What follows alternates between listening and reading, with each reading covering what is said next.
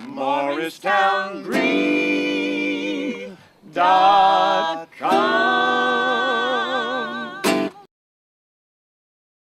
MorristownGreen.com. MorristownGreen.com. MorristownGreen.com. MorristownGreen.com. MorristownGreen.com. MorristownGreen.com. MorristownGreen.com. MorristownGreen.com. MorristownGreen.com. MorristownGreen.com. MorristownGreen.com. MorristownGreen.com. One more time. MorristownGreen.com. MorristownGreen.com. MorristownGreen.com. MorristownGreen.com. MorristownGreen.com. MorristownGreen.com. Yeah! Coming out tonight to MG Wordplay, Fun with Words. We're going to have a great time tonight. We have some wonderful poets. We're going to hear some a monologue. We're going to hear some improv. So we're going to have a lot of fun. I'd just like to make a couple of quick announcements and some thank yous tonight. I'd like to thank Paul Miller from Sustainable Morristown, who's in the back there. Thank you, Paul. I'd like to thank Mr. Jonathan Cloud from the EcoCenter in the back there. This building you're in, they're trying to turn this into what they call the EcoCenter.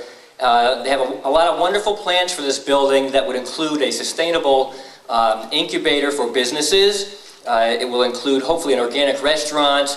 They want to put on the rooftop an organic garden, which would be organic, I guess, and a performance space, too, so that you could have more events like this. So we're very hopeful that they'll be able to make that happen. I'd like to thank also Grover Kemble, the wonderful jazz guitarist who has provided our sound system tonight. Grover will be here later. Thank you, Grover. Also, in the back, we have Ben Cutler on video. Thank you, Ben. I didn't announce this because you never know how this will work, but we are trying a live stream tonight. So if you have friends and relatives in far-flung places who couldn't make it, if they tune into MorristownGreen.com tonight, they might be able to watch this. We'll try to have a replay up later as well. A quick commercial. There's some other events coming up here soon that you might enjoy. We have coming up next weekend, or actually Thursday, I believe it's Thursday, there's an environmental business expo here. And then on the weekend, Festival Earth. There'll be a lot of musicians from the high school playing here, and a lot of companies will be showing off their green products. Then here on next Wednesday, May the 25th, we're going to have MG Kids Art. So if any of you kids in the audience have some artwork you'd like to show off, we'd love to show it next Wednesday from 2:30 to 7. We'll also have some demonstrations on kids' green cooking that day, so please come to that. On May 27th, there's a bike fest here, the Critical Mass Bike Ride. We'll end their monthly ride here, and there'll be all kinds of food and music and fun for that. And finally, I'm very excited about this. We're having our 4th annual MG Film Festival in August, and we'd like everybody to submit a film to the festival. This year's theme is sustainability. So if you have it's got to be 5 minutes or less, and it's got to be clean, and that's about it. It can be about the environment. It can be about social justice, fairness, the economy. It can be funny, it can be serious. So get those films in, it'll be a great night. I know I don't have to tell this audience this, but I would ask that everyone please be courteous and respectful to each of our performers tonight. Some of them have never done this before, so they'll be a little nervous, but I'm sure that we'll make them all feel welcome. So to get us started tonight, a little ditty here. It can make you laugh. It can make you cry.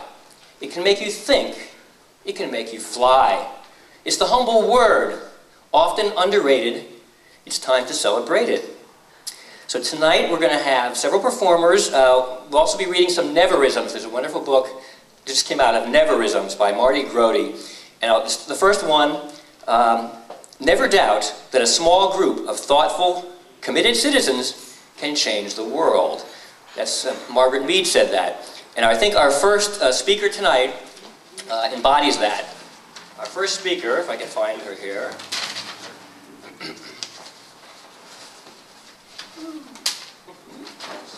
Got too many papers here.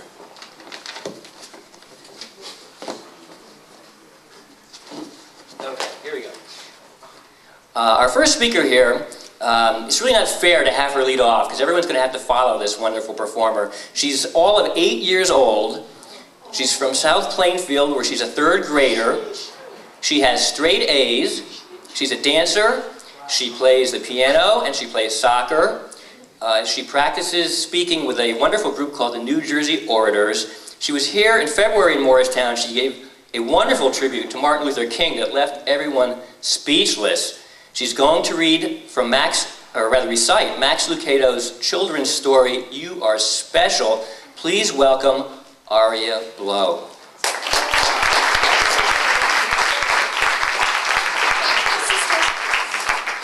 It is? Oh no. Okay, this is going to be good too. Of Thee I Sing by Barack Obama.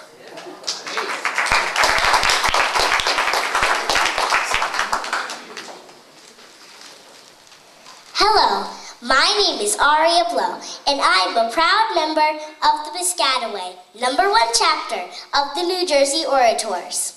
Today, I will be presenting in the category of oral interpretation of prose. The title of my selection is Of Thee I Sing, A Letter to My Daughters by Barack Obama, the 44th President of the United States of America. President Obama was born in Hawaii on August 4th, 1961. He attended Harvard University, where he was elected the first African-American editor of the Harvard Law Review. Before he became president, he was a community organizer, attorney, Illinois state senator, and author. The 2006 audiobook versions of Dreams of My Father, which was narrated by President Obama, received the Grammy Award for the Best Spoken Word album. Of Thee I Sing was published in November 2010. President Obama wrote this book as a beautiful letter to his 2 daughters, Malia and Sasha. It is a moving tribute to 13 groundbreaking Americans and the ideals that have shaped our nation. President Obama sees the traits of these heroes within his own children and within all of America's children. Many people think this is a wonderfully written book, and I agree. I chose this selection because I think President Obama is a fascinating man and a great role model, and because his daughters remind me of my sister and me. And now I present to you Of Thee I Sing, A Letter to My Daughters by Barack Obama. Have I told you lately how wonderful you are? From the sound of your feet running from afar brings dancing rhythms to my day, and how you laugh and sunshine spills into the room. Have I told you that you are creative? A woman named Georgia O'Keeffe moved to the desert and painted petals, bone, bark. She helped to see big beauty in what is small, the hardness of stone and softness of feather. Have I told you that you are smart? That you braid great ideas with imagination? A man named Albert Einstein turned pictures in his mind into giant advances in science, changing the world with energy and light. Have I told you that you are brave?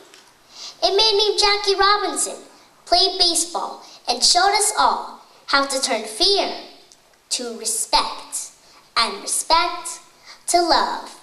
He swung his bat with the grace and strength of a lion and gave brave dreams to other dreamers. Have I told you that you are a healer? Sitting Bull was a Sioux medicine man who healed broken hearts and broken promises. Though he was put in prison, his spirit soars free on the plains, and its wisdom touched generations. Have I told you that you have your own song? A woman named Billie Holiday wore a gardenia in her hair and sang beautiful blues to the world. Her voice, full of sadness and joy, made people feel deeply and add their melodies to the chorus. Have I told you that you are strong? A woman named Helen Keller fought her way through long, silent darkness.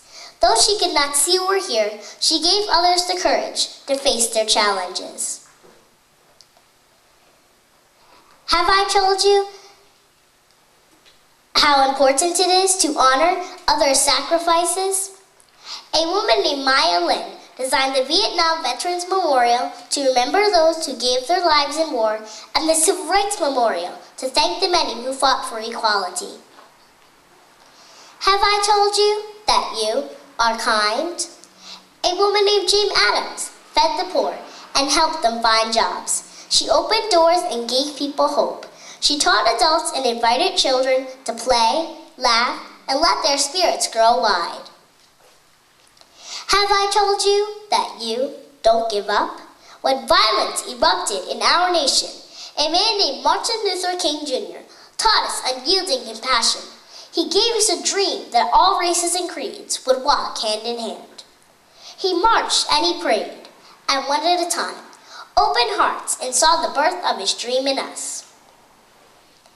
Have I told you that you are an explorer? A man named Neil Armstrong was first to walk on the moon. He watched the world from way up high as we watched his lunar landing leaps, which made us brave enough to take on our own big, bold strides. Have I told you that you are inspiring? A man named Cesar Chavez showed farm workers their own power when they felt they had none.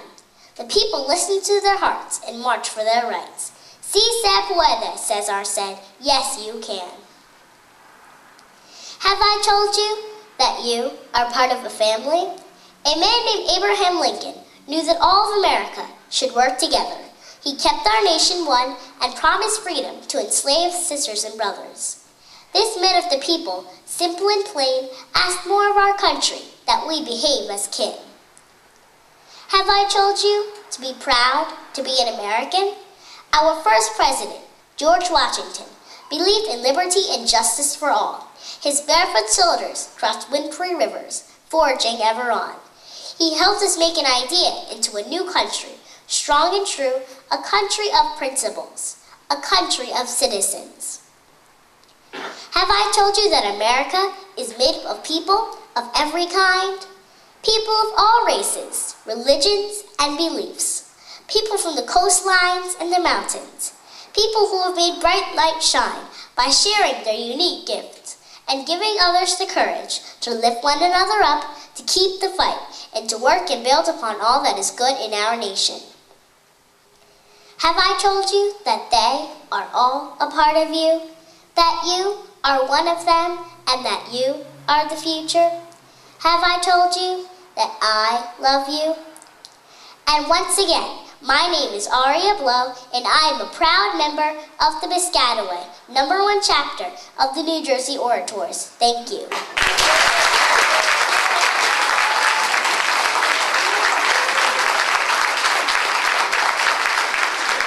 Ariya Blow.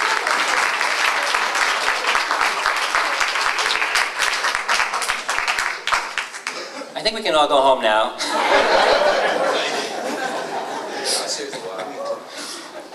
I don't envy our next speaker, talented as she is. Is anybody here squeamish, by the way? Anybody? You are, okay. We'll be reading tonight from Neverisms, this book by Marty Grody, and this is one I made up. Never shave before a televised event. So if I start to hemorrhage, someone please apply a tourniquet right about here. And, so our next speaker, these are going to be rough. We need a teleprompter next year. I'll take up a collection. Our next speaker hails from Morris Plains. She's a recent graduate of Rutgers, Newark, where she studied journalism. She has just published her first book called So Maybe That's the Bee's Weakness. It's a short memoir in verse, and she's going to share a passage now. Please welcome Bimpe Fageyinbo.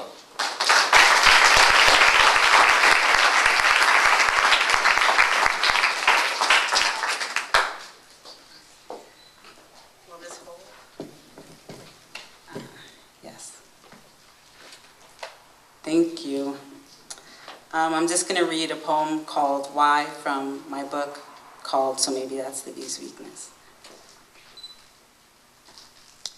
Sometimes why is the only question I have. I've asked why so much, I've forgotten the latter half of the question, the what to the why. From why did to why what am I even asking anymore? The feelings still linger though. The feeling behind the reason I still ask remains, but the logistics are fading away. It's easy, you see, I feel with my heart, but I logistic with my head. While the earth remains, seed time and harvest, so while the heart remains, why is my question. But don't give up on me. It's not that I'm looking for the answer, I'm looking to the day when I don't ask why. Why?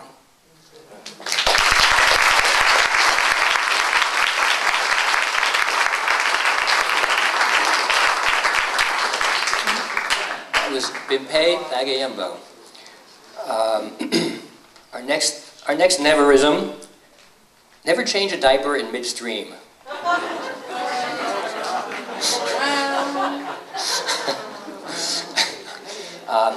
So up next now, our next poet knows Morristown history very intimately because she is the archivist at McCullough Hall, just a few blocks from here.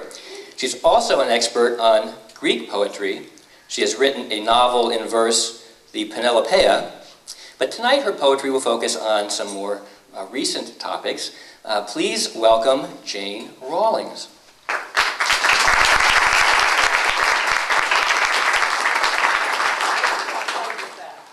I don't think I'll fight with that. Okay. Good evening. Good evening. My mother is 101 years old and a half. This is for her. Wait while the beech bud shakes off its husk. Wait with the woodpecker, motionless on the suet feeder, for the hawk to fly away. Wait while March wind whittles the drifts, while the tulips, for the lilacs, and soon the peonies. Wait for the oriole to call from the oak tree, now that the ash has fallen.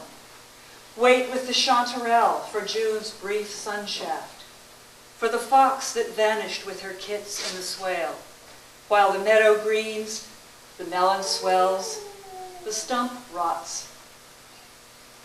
The whine of the contrail subsides, tide leaves the dunes dry and high, and the fountain slakes its thirst, while he battles prostate cancer, she is abandoned, and your mother fades slowly like a planet into dawn. And if only you knew where to look, you could see it still shining in the light of day. Wait between lightning and the quake, for the fire to subside in the grate, before grace. Now, she lives in Connecticut, so I do a lot of driving. This poem is called Driving Home. Night and the stars. Night and the moon rising. Night and lights spangling the palisade, outlined against a darker sky. The curve of bridge lamps reflecting on the river, chains of tail lights winding ahead and behind. Night and tandem trailers, semis and 18-wheelers grinding by, after leering in the rearview mirror. Night, and I brace for crosswinds over the ravine, the blare of lights at Route 23, then the plunge into darkness, where the bluff of the quarry splays shadows across the road, aircraft blinking close overhead, then veering away. The moon dimming, the road now lost around a bend, now stretching on ahead. And here's one for fun.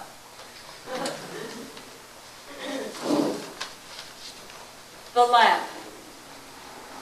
I rubbed. The gin rose beside me, her trousers wrinkled, bodice faded, veil showing a snag above her right eyebrow. but her gaze was keen through tinted glasses. One wish, she sighed. To my question, she only shrugged. It's the recession. We've had to cut back. I considered. She tapped the first bars of a tune on her lap. I had it. I wish to be 36 again, with the knowledge I've gained by 66. Her face fell. She whirled into incandescence. Sorry, as if from a distance. The gods do not permit it. That would be paradise, and it is known there is no such place for your kind. Ta-ta! I tried to return the lamp to the thrift shop, but even that was closed.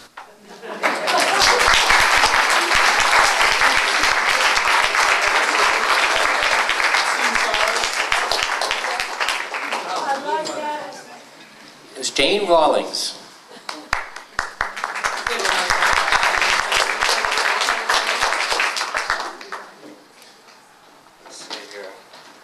Our next neverism: never trust a skinny ice cream man.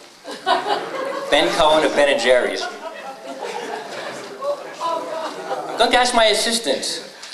Ariya, who's next? Sharon. Okay. All right, our next speaker has been a poet since elementary school, when she wrote the anthology Lepidopterist at Large. She is a freelance journalist and also is the editor of MG Kids. She does a wonderful job on MorristownGreen.com. She's also the mom of a great MG Kids correspondent named Carl, who's in the audience, and a great MG photographer, Paul Hausman, who's sitting here too. She also sings in the choir at St. Peter's. And this happens to be, even though she's been writing since elementary school, this is her very first public poetry reading. Please make her feel welcome, Sharon Sheridan.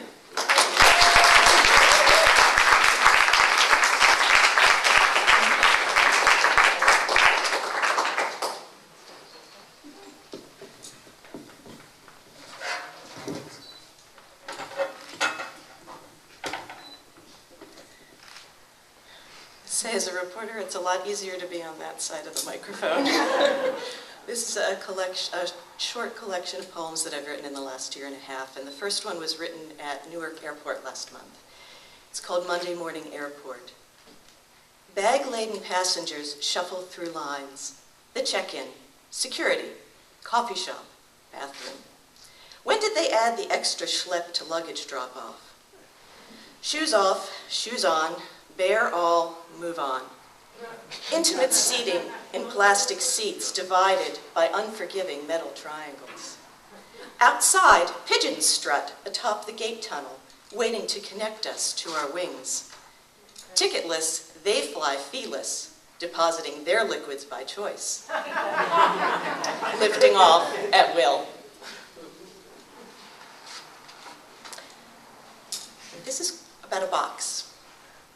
I'm packing away my questions, filling a carton, weightiest first, the bricks of mortality, the tangled knots of taxes, the soaked tissues of grief. I wrap the whys and hows, layer them crosswise, jam on the lid. Where shall I store this? Damn, there's another one. Quick, shove it inside. Don't let them escape. Not until I unpack the answers. Snow day. The clouds forgot spring starts today. Crocuses clasp their petals tight. Regal iris reticulata shiver blue in the snow. Curled tulip leaves pause in their ascent. A boy sleeps late, unaware. He'll awaken rejoicing.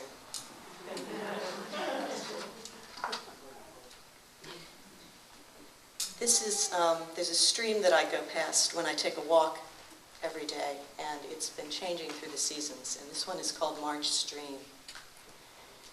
Snakeskin shadows ripple above algaed rocks, startling green, preserved until the thaw. A bubble floats toward shore, soon trapped beneath the still clinging ice edges. Relentless small tides wash beneath the shattered sheets, destined for release and melt. Spring will not be denied.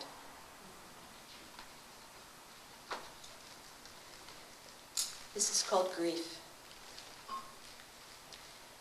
We know the ways of water, the creeping caress of tides, the relentless churn of nature's rock tumbler, the predictable unknown.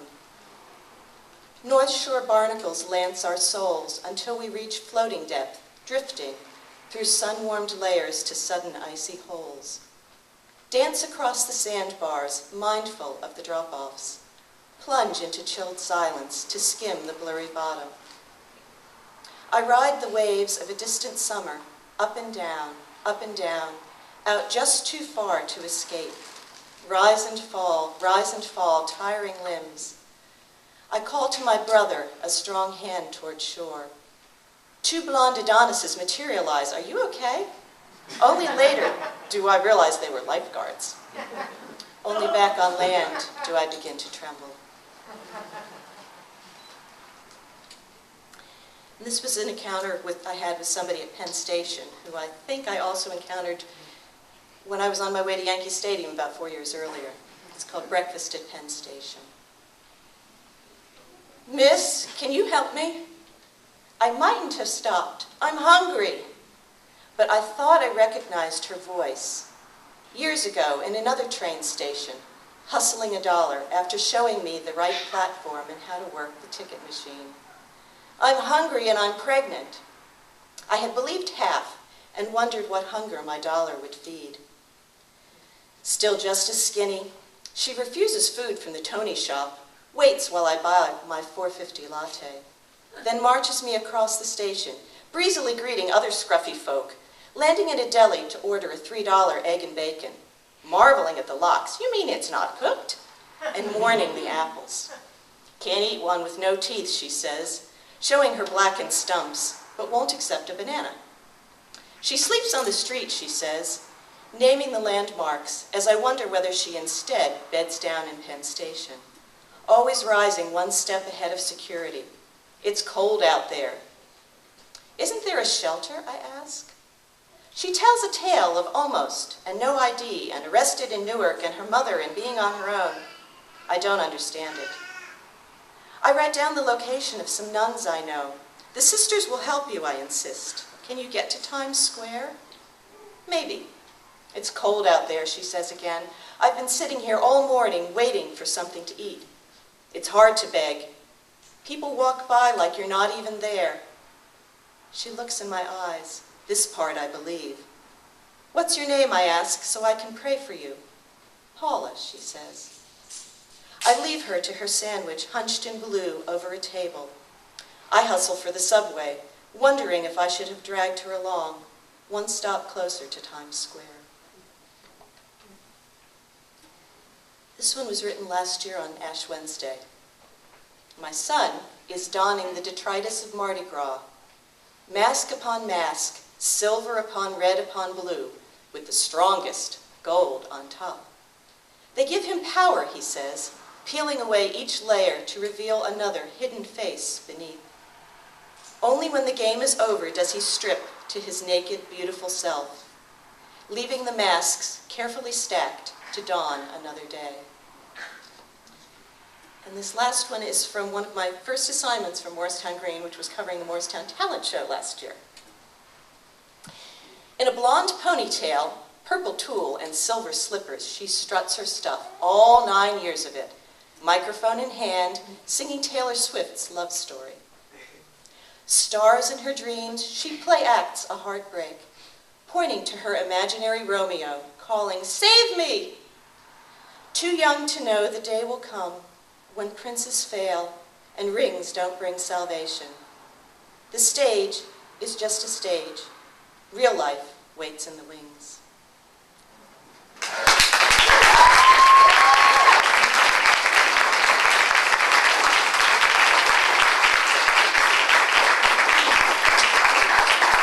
Sheridan.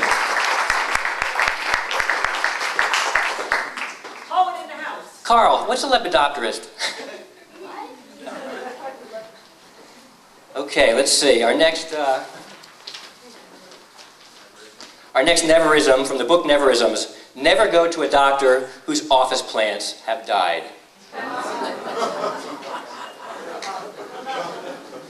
Before we continue with our next poet, we have a special announcement from someone who will be performing in the second half. Mr. Darren Rabinowitz has a quick word for the audience. All right. Hey everyone, I'm Darren from Tomfoolery. We're an improv troupe that was performing at the end. But for the little audience participation, we're going to need you guys to fill out these little notes, little blank sheets of paper. Basically, what we want you to put on the paper is a line, a quote. It's just anything that comes to your mind, and we'll use it in our scene. We'll explain it all later. But if you guys would like to, just raise your hand. All right, and people will come around from the group and let you fill out a little card. All right. So thank you very much, everyone.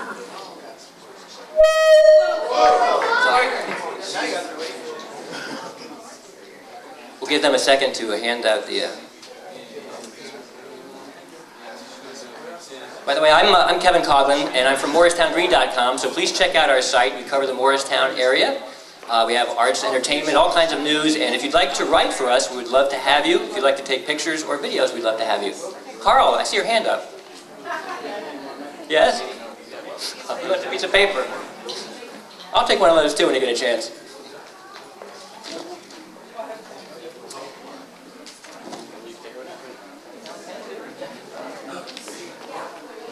Ariya, could you come here for a minute? So, who's next up? We have Melissa. Oh, thank you. Okay, so, our next poet also comes from St. Peter's Episcopal Church, a couple of blocks from here. She is an accomplished writer, poet, and artist. She's a vocal advocate for social justice and equal rights.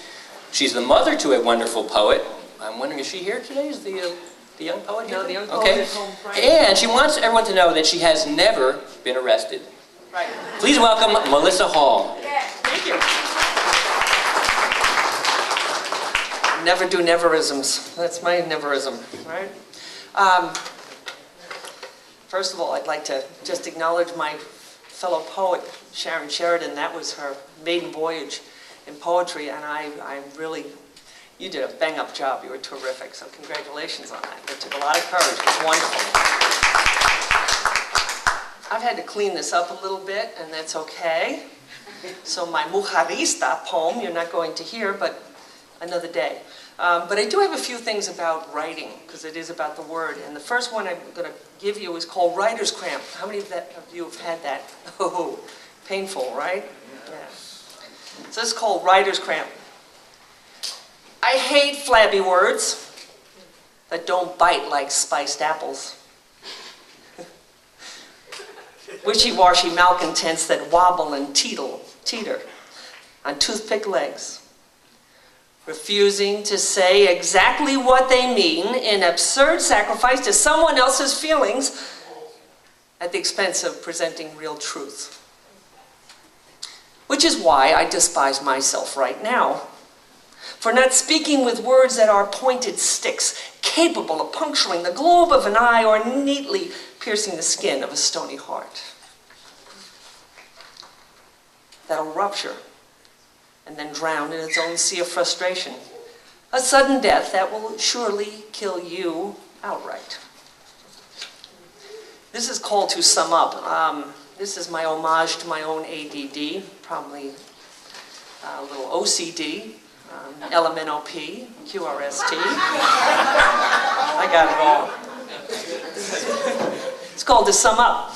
I have important things to say, but first I must address the disorder in my closets by arranging the clothes by category, then disentangling the errant hangers that have grown wiry claws, then vacuuming the noisy dust mites from my pillow, whose insistent chatter keeps me awake all night long after I worry about Bosnia and Herzegovina. Oh, wait a minute, there is no Bosnia or Herzegovina. What is it? What is it? What is it? Then I need to take the time to telephone everyone I know just to see if they're okay. And once I have checked the buy dates on each of the canned goods, while carefully aligning every window sash, then teasing the lint from our combs and brushes, followed by a reorganization of my many pocketbooks and a thorough inspection and inventory of my body moles. with a sincere effort to clear the tabletops, the counters, of all the bits and pieces of paper that have spontaneously appeared from coat sleeves, pants pockets, hat brims, cabinets, and corners. So as you can plainly see, I do have things to say, but this complicated life denies me even a fraction of space to get a word in edgewise. Thank you.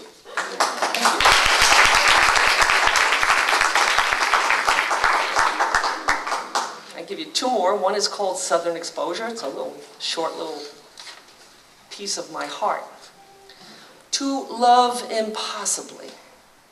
Making a life spun from Spanish moths' daydreams. Prehistoric lacework. The brittle capillaries of air and water presenting no purpose other than to deceive the heart to melancholy. And last one, for all of us who have ever had a broken heart and been left by someone they love. Good job, all right? This is called Witness. You packed in haste. The man at the door keeps the clock and eats figs from a paper bag. Stained red by the fruit as you breathe about the room to hold your possession one more time. Missing the love letter written in the dust of the window behind your head, fat-ankled, bleeding hearts overgrown in clay pots sit at your doorstep like garish tarts with skirts ballooning around them. They gossip freely about this ending. And as you leave without a sentence, committed to letting them expire by neglect, relief sings in your steps to have escaped. Expecting that memories will succumb to the analgesia of time and isolation, believing that when you return, the house will have turned over a new leaf. Thank you.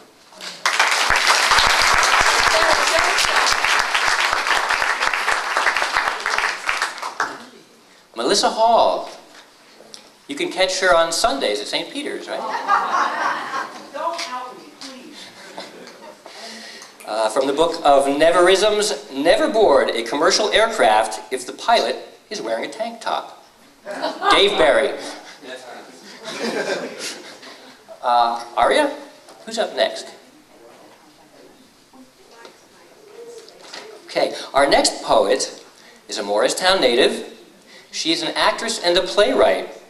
Her Revolving Door Studios bring Shakespeare and American historical drama to elementary students. And she's going to be reading some poems by her late brother, John Noonan. Please welcome Margaret Noonan. Thank you very much. Thank you. John Noonan was born December 10th, 1951 in Morristown, New Jersey. He died May 14th, 2009 in Paris, France. He was my brother, and he was a poet. Today I will be reading two of his poems. The first is called The Mighty Hudson.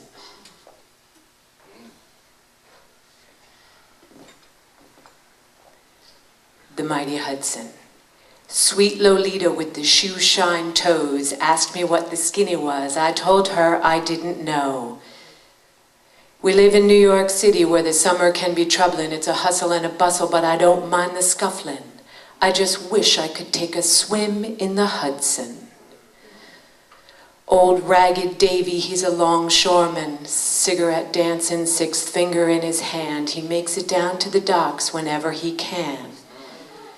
We sit up on the pilings and talk. He tells me of his days out on the ocean, shuffling freight from coast to coast. He's gone from riches to rags, but he ain't bitchin'. There's only one thing that bothers him. He can't eat the fish he catches in the Hudson. Fingers quick and calloused, 30 years in the garment district, turning cotton into dollars she'll never see. Violet's ankles get real stiff, but arthritis is for the rich. Still, she takes good care, watches out for the family. Some nights goes down to the river at the end of a long day, and she just can't, won't try, doesn't want to understand why she can't soak her feet in the Hudson. Yeah, old Henry said he'd never seen anything like it, as blue and green as the Garden of Eden. If you really want something to think about, take a drink of it. Sweet Lolita with the shoe-shine toes asked me what the skinny was. I told her I didn't know.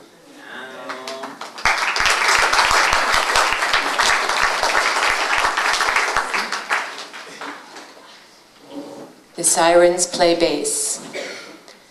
7 come 11, it's as quick as craps. The cat's rolled on his back, but he ain't scratching. Little red rivers rain on the street, steady as the weather, and the Sirens play bass. Have a smoking Hackmore on the corner, swapping blood samples, trying to get a handle on the night before. Cracked open the night quits, bum scar, Brank Street Pier, Hudson Bay, Statue of Liberty, Atlantic mirrors. Buenos dias, buenos dias. The Sirens play bass. Racism, the caustic, the catalyst, the soul cancer that sleeps in young minds amid myriads of misinformation waiting for the noose. The sky grows dark. The scaffold creaks. The crow watches, the hangman grins. The Sirens play bass. Uttering homilies about the state of the economy without the native intelligence to calculate the pulse of fear desperation creates. In a white house, an old man sleeps, deaf to fate, deaf to fate. The Sirens play bass. Post-war, lost war, more war, death has a life of its own, unaffected by the price of bullets, almost. Blown, broken back across the street in a pool of glass, an old woman screams, misery breeds misery breeds misery. The Sirens play bass. So what's the skinny? Who's got the dope, the info, the drums, piano, the saxophone? Who cares? Who is even phased? I hear nothing except sirens.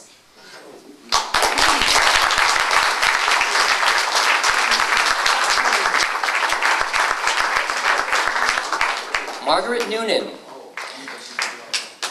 Okay, we have to change the videotape, so I'm going to ask Paul Rabinowitz to step up for a minute and tell you about his organization, Arts by the People, which will be performing in the second half. So just give us 2 minutes to change the tape and we'll be right back. Don't go away.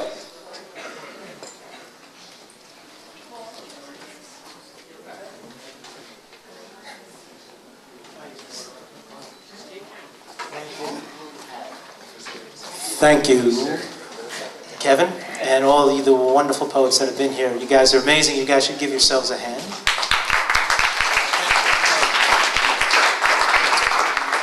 I could count probably about 30 people here in the audience who have, in one way or another, come through our programs at Arts by the People. We are a 501c3 not-for-profit organization that is based in Morristown, New Jersey. We bring some of the most wonderful artists from Morristown, Brooklyn, Manhattan, and Hoboken out to Morristown to work with our youth. The improv group that's behind us will be performing at the end as the finale. The finale works at the high school, but they did some sessions at Arts by the People with Kelly Brower. Friday, May 27th at the Minstrel. So you don't want to miss that. That's going to be a very fine show. Okay, on with our show. From the book of Neverisms. Never order barbecue in a place that also serves quiche. Louis Grizzard. Where did my assistant go? Oh, she's gone. All right, let's see what carries on here. Well, our next poet comes from Morristown. He just gave the commencement speech at Rutgers Newark, where he majored in Spanish and journalism. He was the editor-in-chief of the college paper. He has tracked immigration issues for Wind of the Spirit. He has blogged for us on MorristownGreen.com. He's biked cross-country for charity, and he's now publishing his first poetry collection called In the Shadows. Please welcome Diego Ortiz.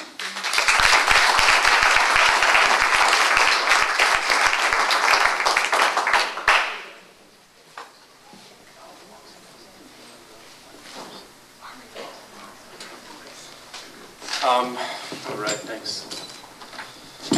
I don't want to say a single word without saying, without any disrespect to everyone who has performed today, but Ariya, you are incredible. You are an incredible talent. I don't know where you are right now, but yeah, Speak into the microphone, should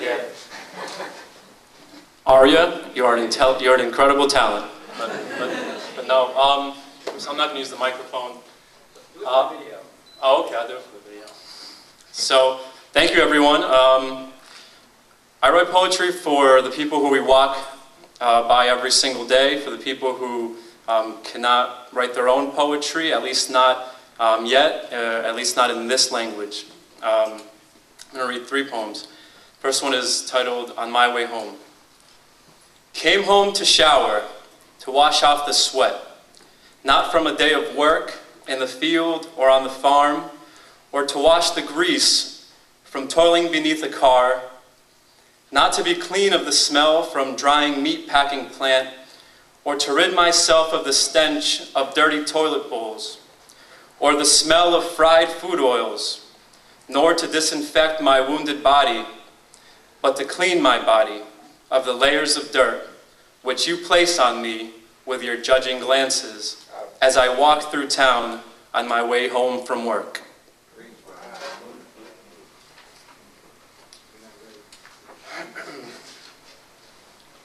The next poem is called The Deported.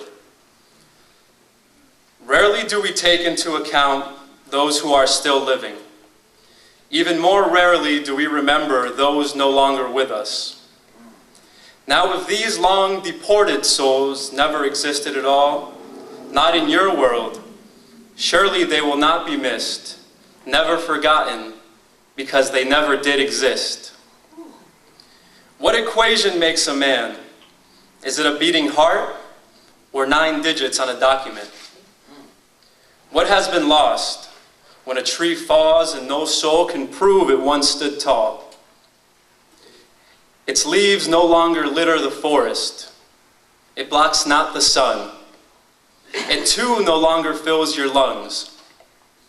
If you burn the forest down and take a seed already growing to distant forests, how can you threaten it with an axe once its flowers bloom?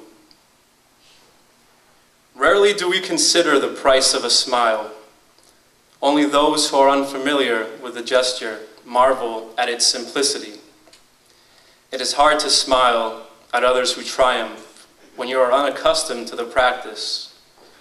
For all men who have lost the gift of laughter, who have abandoned the future in exchange for a brief moment, rarely do we change our minds after we label someone crazy, mad, criminal, peasant. More content are we to label men in darkness. We are quick to knock each other down. Goodbye, cruel court of character that tattoos men permanently. My body is the temple, not your bricks or columns where you house justice, which can be revised, but my soul, which is immortal.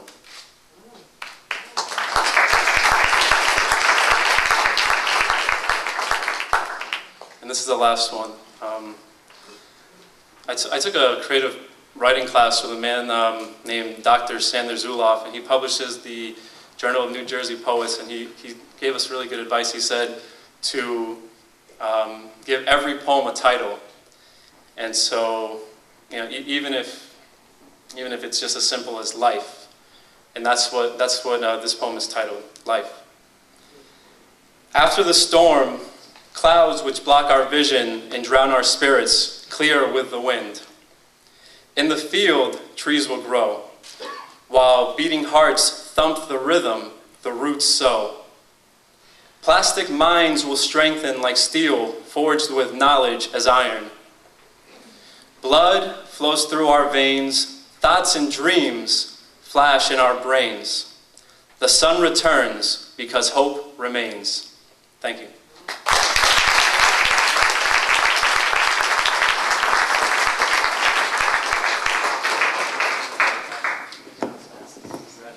Diego Ortiz.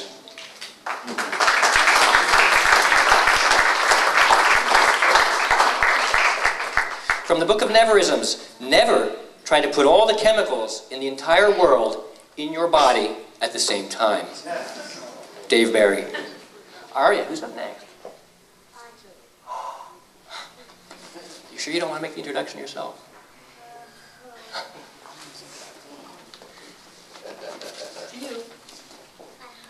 Okay.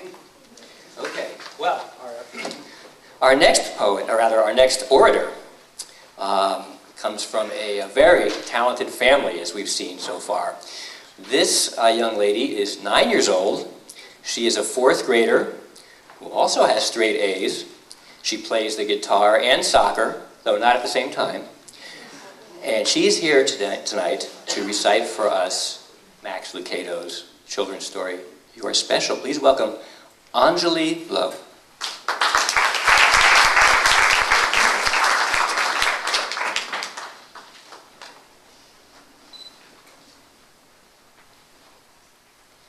Hello, my name is Anjali Blow, and I am a proud member of the Piscataway #1 chapter of the New Jersey Orators.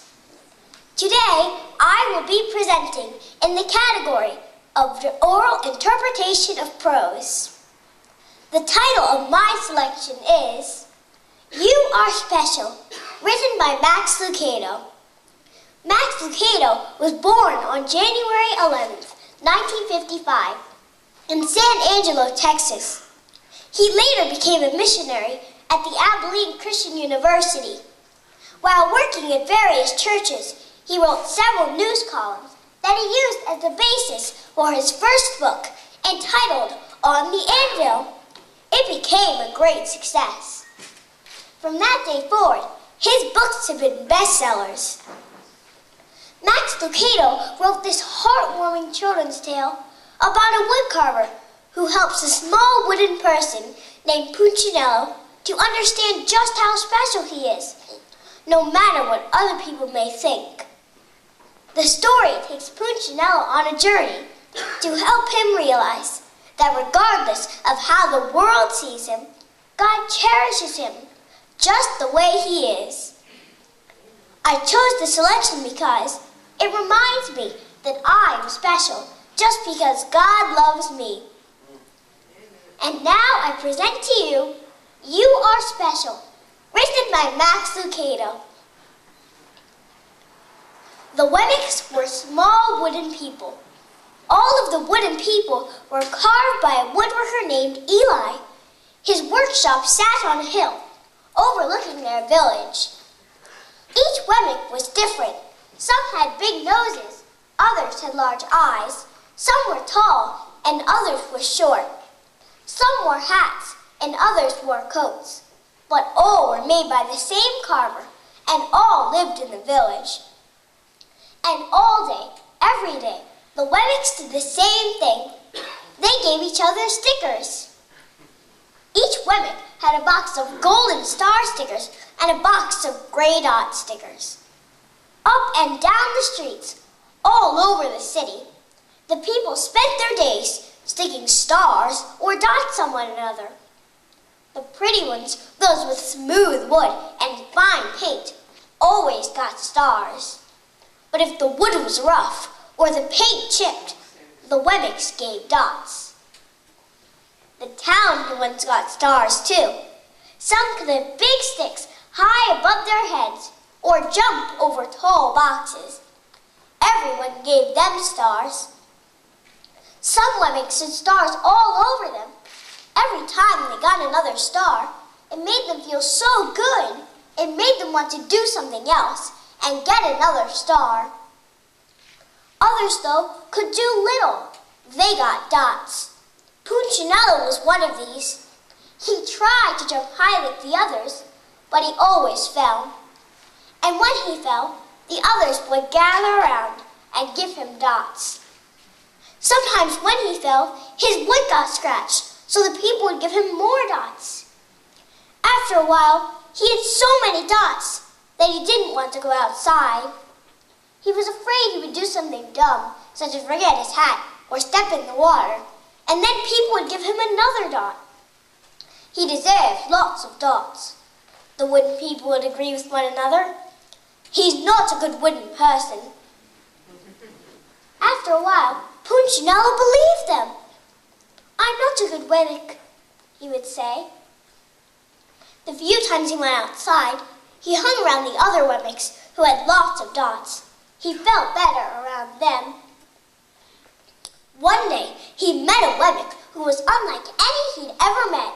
She had no dots or stars. She was just wooden. Her name was Lucia. It wasn't that people didn't try to give her stickers. It's just that the stickers didn't stick. Some of the Wemmicks admired Lucia for having no dots, so they would run up and give her a star, but it would fall off. Others would look down on her for having no stars, so they would give her a dot. But it wouldn't stay either. That's the way I want to be, thought Punchinello. I don't want anyone's marks. So we asked the stickerless Wemmick how she did it. It's easy, Lucia replied. Every day I go to see Eli. Eli? Yes, Eli, the wood carver. I sit in the workshop with him. Why? Why don't you go find out for yourself? Go up the hill. He's there. And with that, the Wemmick who had no stickers turned and skipped away. But will he want to see me? Punchinello cried out. Lucia didn't hear, so Punchinello decided to go see Eli. He walked up the narrow path to the top of the hill and stepped into the big shop. Then he heard his name. Punchinello? The voice was deep and strong. Punchinello stopped. Punchinello, how good to see you. Come and let me have a look at you. Punchinello turned slowly and looked at the large, bearded craftsman. You know my name? Of course I do. I made you. Eli lifted Punchinello off the bench and set him on the ground.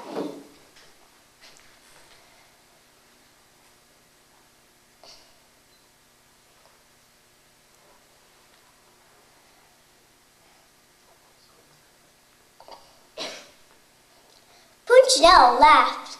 Me? Special? Why? I can't walk fast. I can't jump.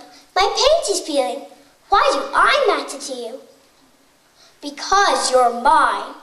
That's why you matter to me. Punchinello had never had someone speak to him in that way, much less his maker.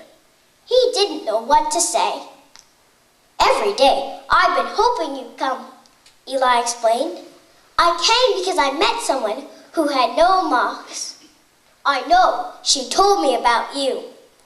Why did the sticker stay on her? The maker spoke softly. Because she has decided that what I think is more important than what they think. The stickers only stick if you let them. What? The stickers only stick if they matter to me. The more you trust my love, the less you care about the stickers. I'm not sure I understand. You will, but it will take time. You've got a lot of marks. For now, just come to see me every day and let me remind you how much I care. Eli lifted Punchinello off the bench and set him on the ground. Remember, Eli said to the Wemmick as he walked out the door, you are special because I made you, and I don't make mistakes. Punchinello didn't stop, but in his heart he thought, I think he really means it. And when he did, a dot fell to the ground. And once again, my name is Anjali Blow, and I am a proud member of the Piscataway, #1 chapter of the New Jersey Orators.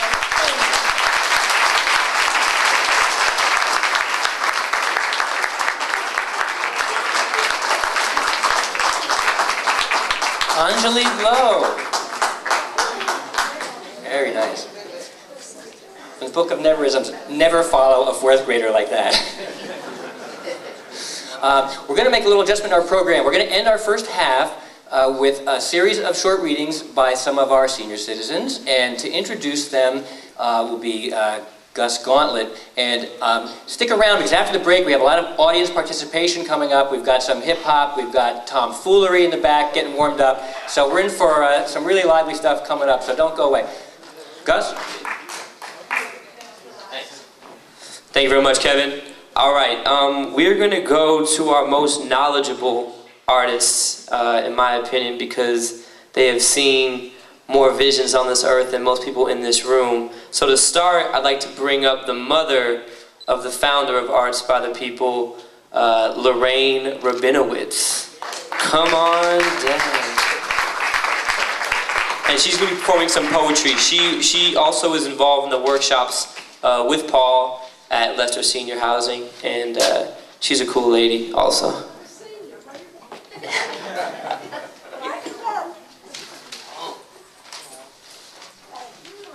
This one's right good. Right here, my friend. Check the sweater out real quick. Hold on. You are looking very fresh tonight, Reverend. These are not poems that I wrote. These are poems we wrote. There were many students in the class, and we go around to each one of them, or Paul does, and we all have, can you hear me? I can barely hear me. And we all have something to say about a subject that Paul introduces. I will read maybe one or two, because it's getting late and I'm tired.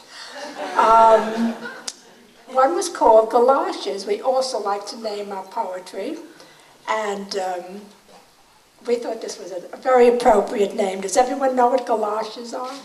What is? Yeah, what you wear in the rain, like boots, in the snow. And the subject was snow. And this is what we all had to say. When the snow melts, I hear laughter from children playing outdoors. When the snow melts, that was one person. Each sentence is from another person. When the snow melts, I think of lots of water. When the snow melts, I think of water. When the snow melts, spring is not far away. When the snow melts, I like to see the buds on the trees because they will open up and have beautiful leaves and flowers. When the snow melts, I see clean walkways and think of things that you can begin to do. When the snow melts, I hope it doesn't turn to ice. When the snow melts, I like to try to get out. And when the snow melts, I think ancient, classical, modern, and futuristic. Who said that? It encompasses all. When the snow melts, the world changes. When the snow melts, things come up from underneath the soil, refresh, and change your outlook. You can see how many people are in the class. 1, 2, 3, 4, 5, 6. There must have been 20 people in this class. It's very enjoyable. We really have fun with it. Shall I read one more? Yeah. Well, I could read the first one we wrote. This was the first class, and it was called Over the Wall. Paul read us beautiful poetry about pertaining to the subject, Over the Wall, from poets that, it was just beautiful, the poets that he presented to us. And then he said, let me hear what you have to say about Over the Wall. And these were our comments. Over the wall. Over the wall, I see people. Over the wall, I hear people cheering. Over the wall, I see people looking up at the sky. I see children playing. Over the wall, I see freedom. I see happy faces. Over the wall, I see children growing up. I see a lake, water lilies, and my reflection in the water. Over the wall, I see blue sky. Over the wall, I see children playing in the garden next door. And this is all written by the Leicester Senior Housing, where we live, and it's called Fun with Poetry with Paul. Thank you very much. And one day I'll come back and I'll read more. Thank you.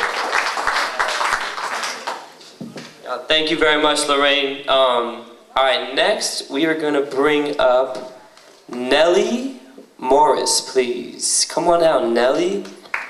All right. This should be inspiration to everyone that, no matter how far you advance in the generations, stay with your art. Some of these seniors are 90, 95 years old and still doing creative writing. So if you're a teenager now, you have 90 more years of art in front of you. Always remember that,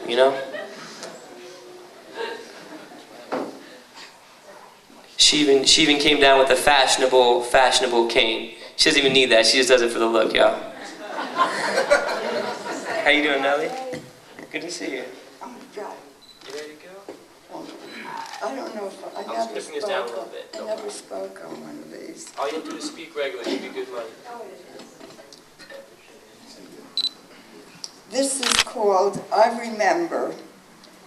I remember on my way to my first day of kindergarten with my mother and crying and breaking away and running after my mother. I remember my first love and walking, holding his hand.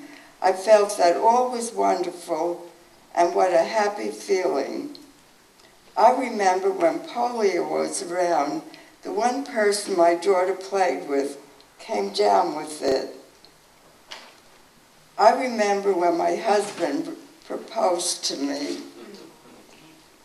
I remember as a child my first trip to Coney Island with my mother and father and enjoying the rides. I remember when war was declared after Pearl Harbor. I remember being told by my daughter-in-law that she was pregnant with my first grandchild. I remember becoming a great-grandmother. I remember the loss of my husband in death.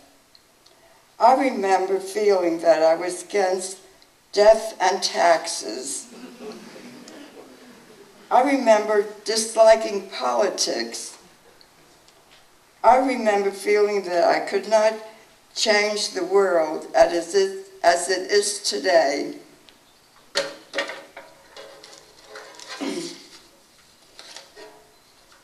Another poem.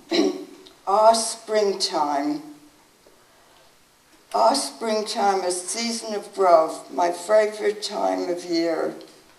I remember the planting time. Now I see the growth of beautiful flowers and most glorious colors, the yellows, pinks, whites, and purples. This is the beauty of nature and the glorious feeling that it is aroused in me. I like the smell of lilacs. It is the perfume of floral nature. It is the most beautiful time of year. It is springtime, the beginning of growth. Such a happy time, and oh, to be alive.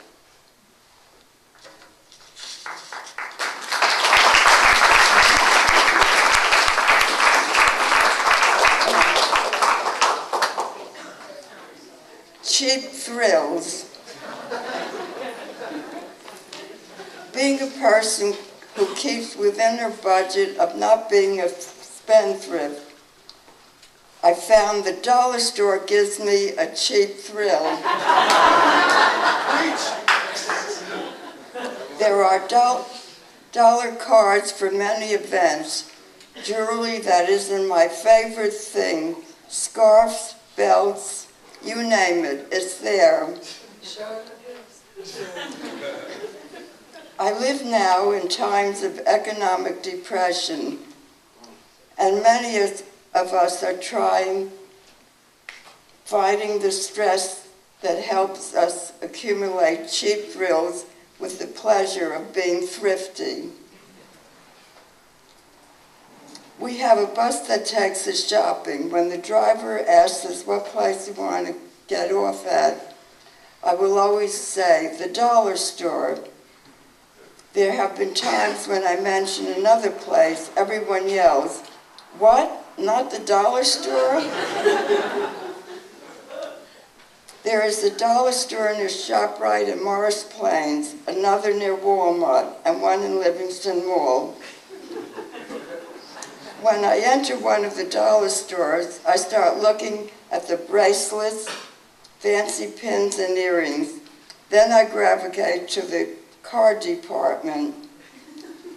I find myself going down all the aisles to see what else I might find there that I could use. You name it and it will be there. Be careful. It can be addictive. Think before you buy.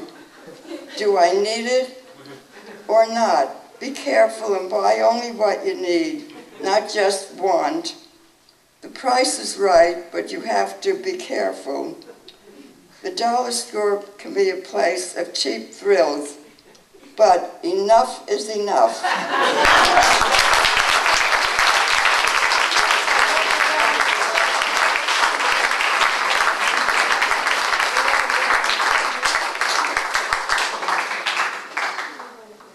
I did a painting with Willie, the artist.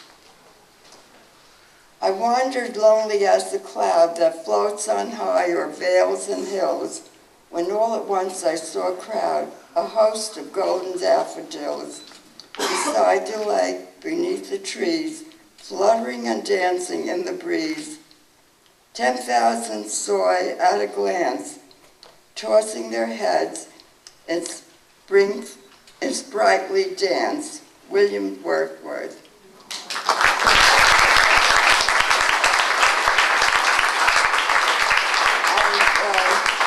I was born in 1915. I'm 96 years old.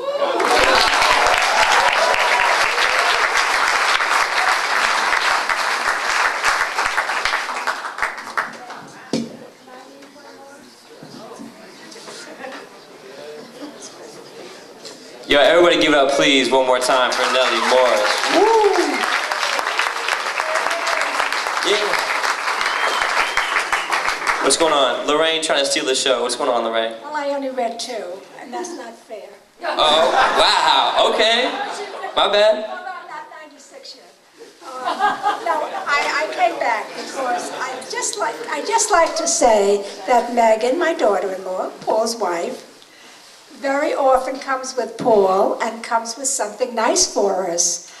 She brought roses, and because we had roses, we wrote poems about a rose. One time she came with little stuffed animals, and she took them back though. She wouldn't let us keep them. But they were very nice, and we wrote a poem about little animals. Can I just read one more? I love the one about the rose. I'll read fast. Love as a rose, and we got beautiful roses. Love as a rose. Love can be magic. Love can be as beautiful as each petal of this rose. Love can be where all your dreams come true. Love is as fragrant as the scent of this flower.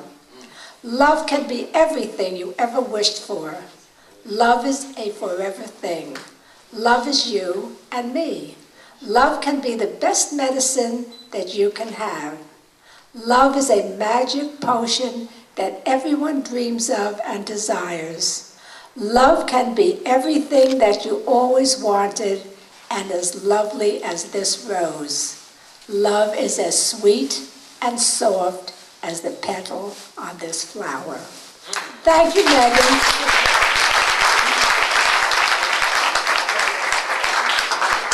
All right, and before we bring up our last artist, I just want to say one thing, that all of these beautiful, wise artists are part of Ellen Papazian's memoir writing class. So if any of you have family members that are in senior centers or in any type of retirement community and are looking for an artistic outlet that they don't have currently, please contact Arts by the People and Paul and Ellen and see if we can work with you with your family as well. And to cap off the senior artists, I want to bring up B. Freiheiter, who is a beautiful, beautiful artist. I had a lovely meeting with her and the whole group last week, and they're all super cool. And here she comes. How you doing, B? Slowly but surely. Yeah. She's really a rap artist. We call her a poet, but in my opinion, she's a rap artist because she writes everything. You're gonna see. I'm not gonna give it away. Everyone give it up for B. This is called The World Around. Mother Nature, what did we do wrong? Every day there is another storm. Cyclones, hurricanes, the tsunamis and such. It really is much too much. Earthquakes that bury people alive, floods that one can barely survive. Oil rigs that tumble, causing death and destruction. Lava and ash from a volcanic eruption. Are you trying to tell us to be nice and kind, to take care of the earth and all mankind? Is this a sign of things to come, that there will be darkness instead of sun? Please help us mend our planet and show us the way to be better human beings each and every day.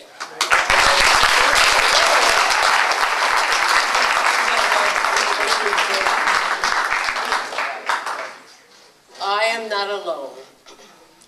I left my house, but not out of choice. It was a decision made by more than one voice. I had a stroke. It was time to say goodbye. Fond memories will always come along for the ride. I looked at it as a brand new start. New friends, new activities that would become part. It was a challenge I had to face, make myself welcome with style and grace. And that I did with all my get up and go.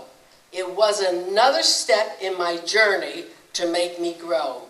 And I am happy here in my new home. There is no void. I am not alone.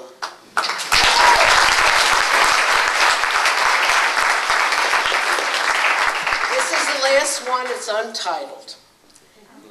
Age is like a ladder, one step at a time. You hold on to the rung as you begin to climb. 1, 2, 3, 4, you step a little higher. How far will you go? To what do you aspire? As you reach certain heights, the climb may take you longer. Depending on your stride, are you weaker or are you stronger? You can't go as fast. You have to stop and rest. But you will persevere and will try your best. Maybe you will reach the top with amazement and delight. A struggle that you feel is worth the fight. How far we each go is not for us to decide, but whatever it is, we will feel a sense of pride. Thank you. I'm the younger sister. I'm 82.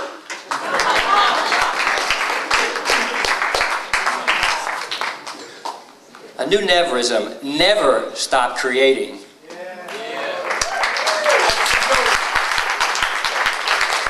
All right, we're about to take a short 5-minute break. We're going to have a lot of fun stuff to come here to take us home. But we'd like to say good night to our seniors, I believe, who are leaving. So let's hear it for Lorraine Rabinowitz, Nellie Morris, and B. Freehider. They were wonderful.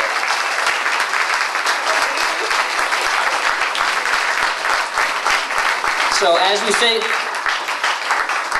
we say goodnight to our most experienced writers, we're also saying goodnight to our most precocious poets. So let's hear it for the wonderful job of Ariya and Anjali Blow.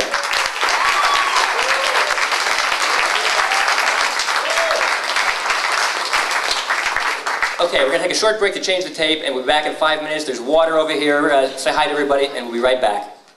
MorristownGreen.com. MorristownGreen.com. MorristownGreen.com. MorristownGreen.com. MorristownGreen.com. MorristownGreen.com. MorristownGreen.com. MorristownGreen.com. MorristownGreen.com. MorristownGreen.com. MorristownGreen.com. MorristownGreen.com. One more time. MorristownGreen.com.